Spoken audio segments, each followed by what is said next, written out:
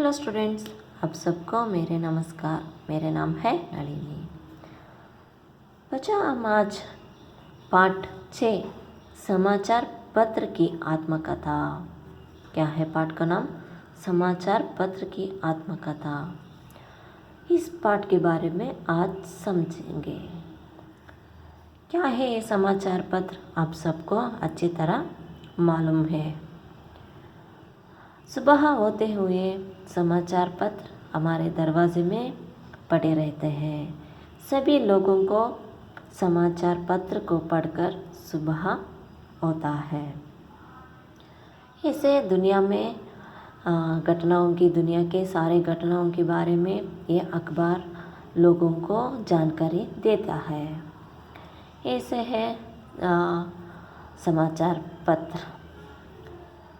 क्या है समाचार पत्र में?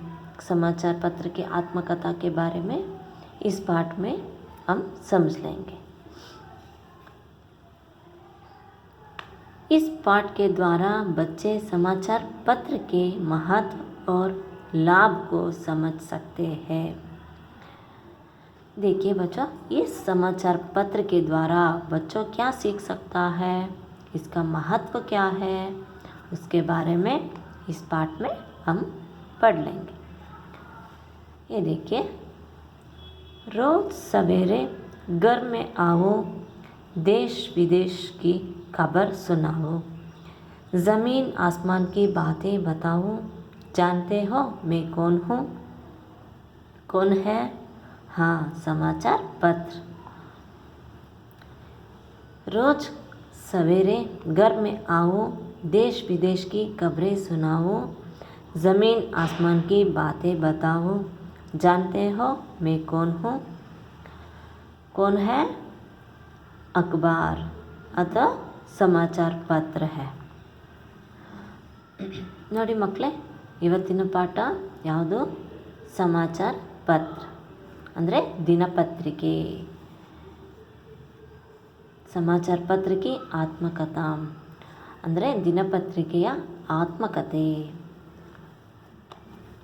इस पाठ के द्वारा बच्चे समाचार पत्र के महत्व और लाभ को समझ सकते हैं। ಅಂದರೆ ಈ ಒಂದು ಪಾಠದಿಂದ ಮಕ್ಕಳು ಈ ದಿನಪತ್ರಿಕೆಯ ಮಹತ್ವ ಏನು, ಇದರಿಂದ ಆಗುವಂತಹ ಲಾಭ ಏನು ಅನ್ನೋದನ್ನು ತಿಳ್ಕೋಬಹುದಾಗಿದೆ।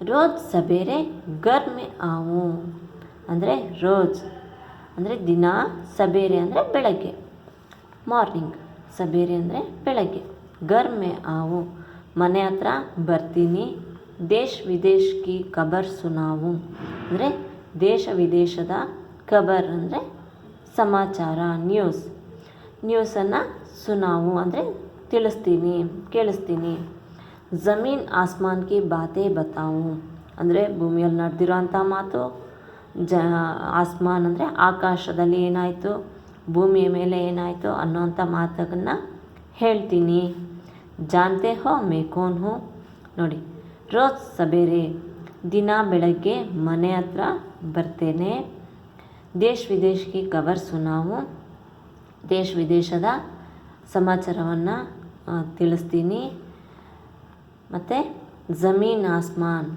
ಭೂಮಿ ಮತ್ತು ಆಕಾಶದಲ್ಲಿ ನಡೆಯುವಂಥ ಮಾತುಗಳನ್ನು ಹೇಳ್ತೀನಿ। ನಾನು ಯಾರು ಅಂತ ಕೇಳ್ತಾ ಇದೆ, ಯಾರು? ದಿನಪತ್ರಿಕೆ। ಇದಕ್ಕೆ ಆನ್ಸರ್ ಏನು?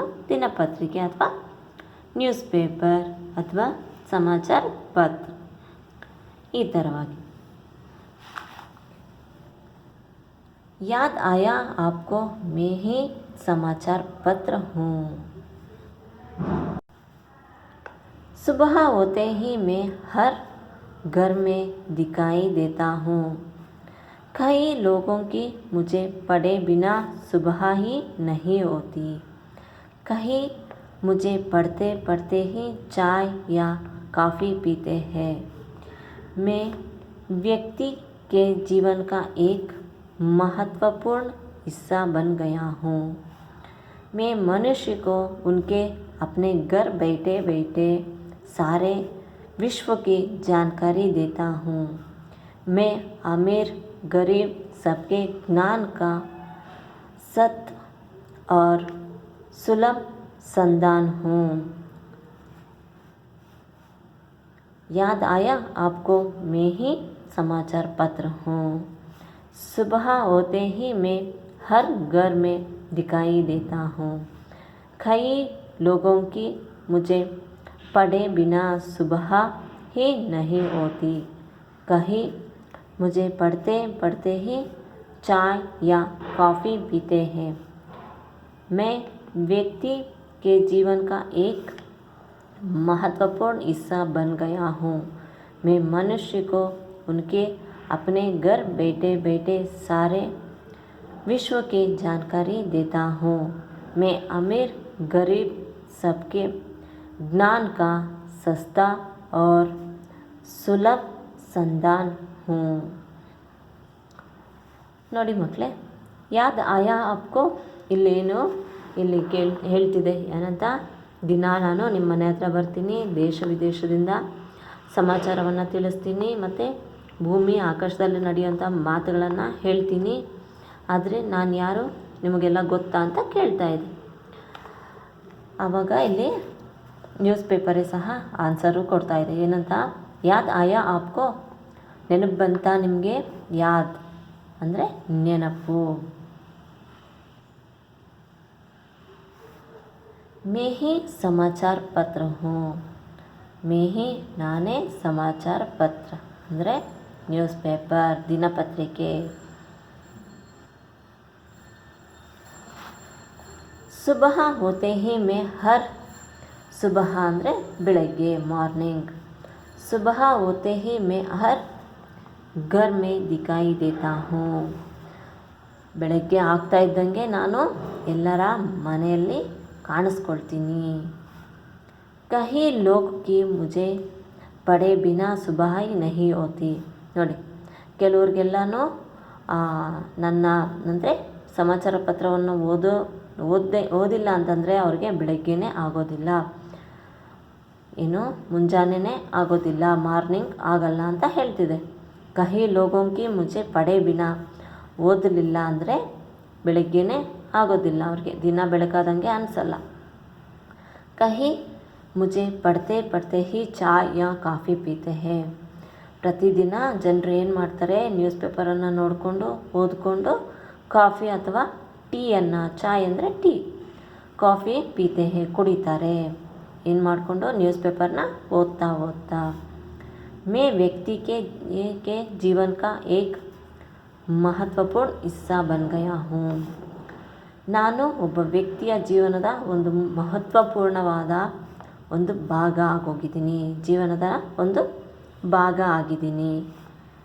मैं मनुष्य के उनके अपने घर बैठे बैठे सारे विश्व की जानकारी देता हूँ. ನೋಡಿ, ನಾನು ಮನುಷ್ಯನಿಗೆ ಅವನು ಕೂತಿರೋ ಜಾಗದಲ್ಲೇ, ಮನುಷ್ಯಕ್ಕೆ ಉನ್ಕೆ ಅಪ್ನೆ ಘರ್ ಮೇ, ಅವನ ಮನೆಯಲ್ಲಿ ಕೂತ್ಕೊಂಡು ವಿಶ್ವದಲ್ಲಿ ನಡೆಯುವಂತಹ, ಪ್ರಪಂಚದಲ್ಲಿ ಏನೇನು ನಡೆಯುತ್ತೆ ಅನ್ನೋ ಘಟನೆಗಳನ್ನೆಲ್ಲನೂ ಜಾನಕಾರಿ ಅಂದರೆ ತಿಳುವಳಿಕೆಯನ್ನು ಕೊಡ್ತಾ ಇರ್ತೀನಿ, ಏನೇನು ನಡೆಯುತ್ತೆ ಅಂತ ತಿಳಿಸ್ತಾ ಇರ್ತೀನಿ. ಮೇ ಅಮೀರ್ ಗರೀಬ್ ಸಬ್ಕೆ ಜ್ಞಾನ ಕಾ ಸಸ್ತಾ ಔರ್ ಸುಲಭ ಸಂದಾನ್ ಹೂँ.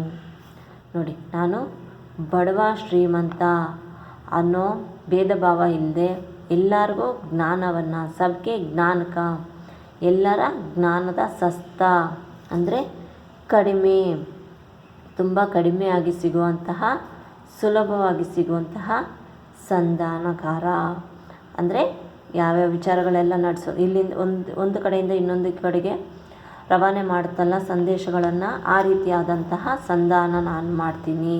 ಬಡವ ಶ್ರೀಮಂತ ಅನ್ನೋ ಭೇದ ಭಾವ ಇಲ್ದಿರ ಪ್ರತಿಯೊಬ್ಬರಿಗೂ ಜ್ಞಾನವನ್ನು ಕೊಡ್ತೀನಿ, ಕಡಿಮೆಯಾಗಿ ಸಿಗ್ತೀನಿ ಅಂತ ಇಲ್ಲಿ ನ್ಯೂಸ್ ಪೇಪರ್ ಹೇಳ್ತಿದೆ. ಮುಂದೆ ಏನಾಗುತ್ತೆ ಅದು ನೆಕ್ಸ್ಟ್ ಕ್ಲಾಸಲ್ಲಿ ತಿಳ್ಕೊಳ್ಳೋಣ ಮಕ್ಕಳೇ. ನಮಸ್ಕಾರ.